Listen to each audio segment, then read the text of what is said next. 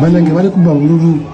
Okubba akalulu ne kano bakabyeho wa NRM akubiddwa bubinyo naye kisoka kubanga kyewunyisa abantu poliisi ye mukuumi soka wetegereze.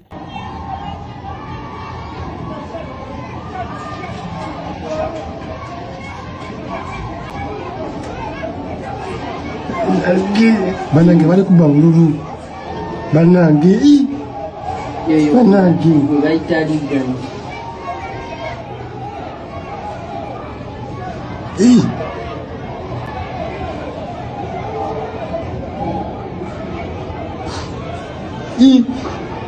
Na chibakoze box banange. Ulabi nagambe yekibanda. Yali muyera ate n'ekifo ekyo kiki. Calm down. Negulu.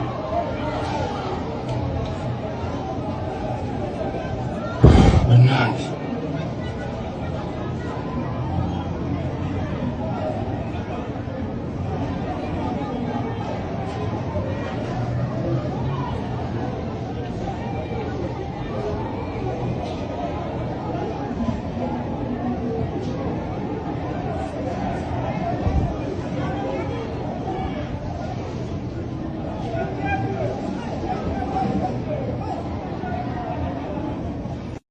Mumuta biobululu.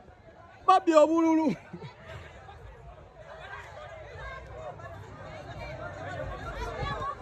Uyo mukwata chikwata obululu. Oya biobululu oyo mukube mugi. Babulira. Uno. Abiobululu. Apane. Obubi wobululu. Mukwata oya biobululu.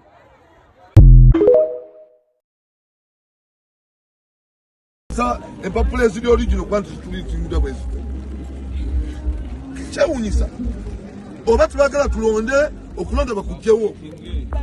Bakujjewo. Neto so kwanti omuntu otaddemu sente. Otaddemu obulamu bwo bonna. Ne bajja ne batandika. No. Botunya bakansala zibonna. Bakansala bachuserisa usaba. Abana bali wali maziga merere. Ate sitente emu yokka. Katikana munyama chindi. Abana nga mukaaga bali kutusaliza. Gana mu ya central bali kutusaliza. Chana kunyo. This must end.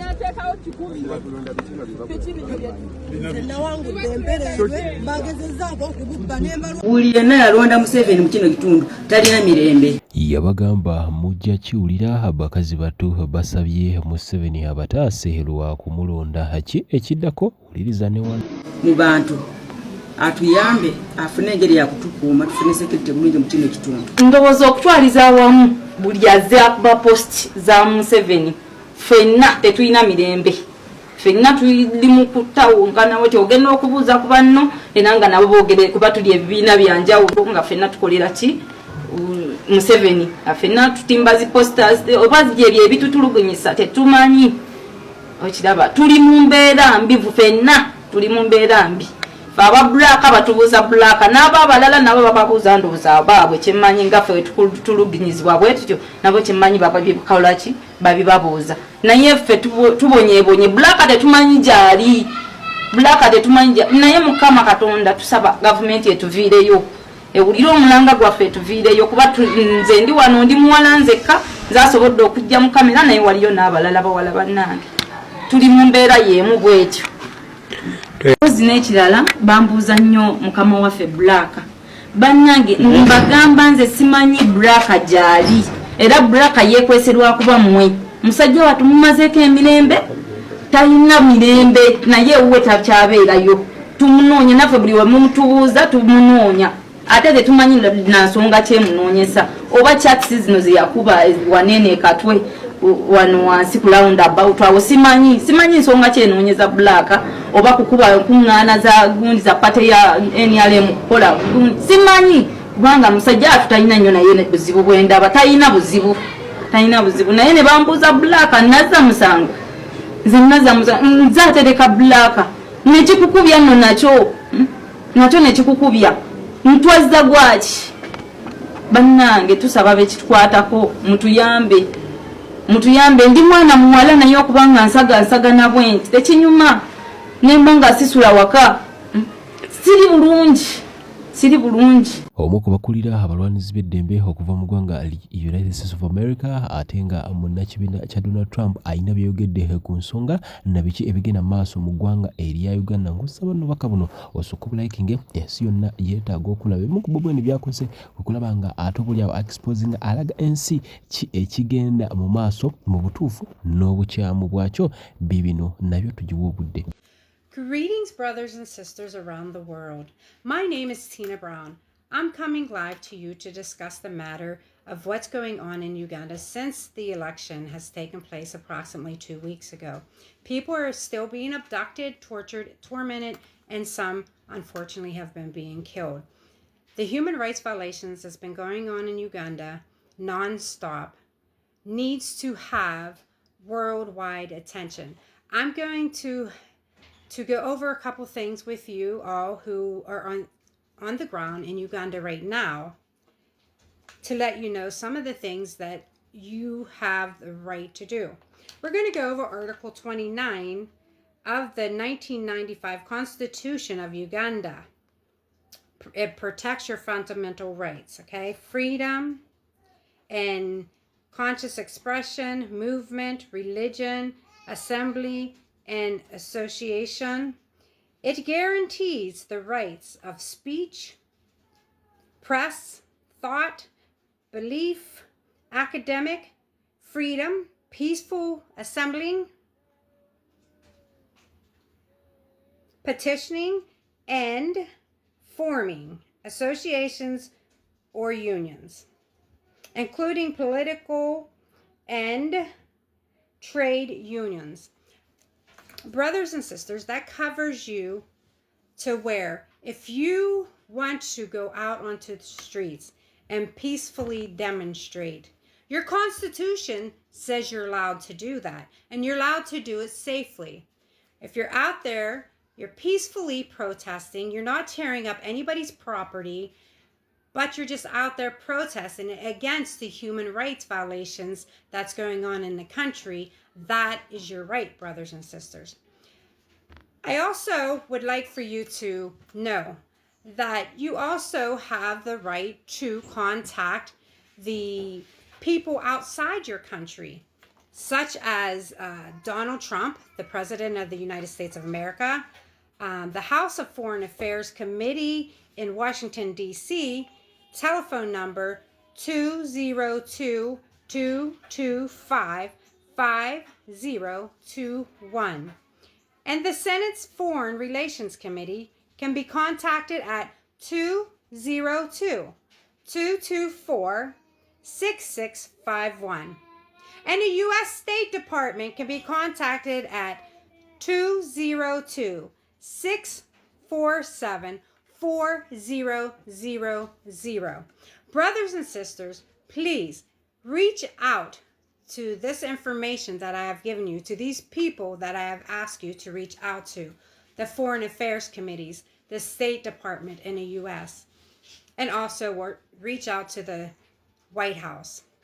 Brothers and sisters, that is your right. It is your right also to boycott the big businesses in Uganda right now due to the taxes that you pay are being used to torment you. It is used against you. Also, I wanted the brothers and sisters in the diaspora, every Friday here in the diaspora, we should not be sending money over to Uganda because the taxes that are being taken out is going to the dictator, and the dictator is using our money to kill our family and our friends. Brothers and sisters, this is your girl, Tina Brown, checking out USA. God bless and have a wonderful day. Naba kulisi bali omunsi oba mwogezi wa gavumenti alimezaamu agamba Kyagulanyi teri amunoonya era addeyo mu maka ge. Ye wa poliisi Kituuma Lusoke agamba Kyagulanyi balimba gyali mu maka ge Magere. okitegeera. Kakati bano ababiri bombi bakozi ba gavumenti, bano ababiri bombi omulala ayogerera gavumenti, omulala ayongerera kitongole kya security. Tukimanyi bulungi nti mu bitongole bya gavumenti ebisinga okukijjanya Kyagulanyi ekya security kyekimu ku byo nga ate kikulemberwa Mwami Museveni ne mutabanyi we. Kati ye bali omunsi ye mwogezi wa gavumenti. Tukimanyi bulungi nti gavumenti mu bufunze teriiwo kuba terina kyesobola kukola. Kakati bannange kulisi bali omunsi temumunenya naye ate temumuwuliriza kubanga kulisi bali omunsi gubwa guzungu anti bagufiidinga ofiidize bagamba genda oyogere kino. Tegusobola kuyiga, tegusobola kwenoonyeza. Kyova olaba buli lwajja ayogera bya bulimba.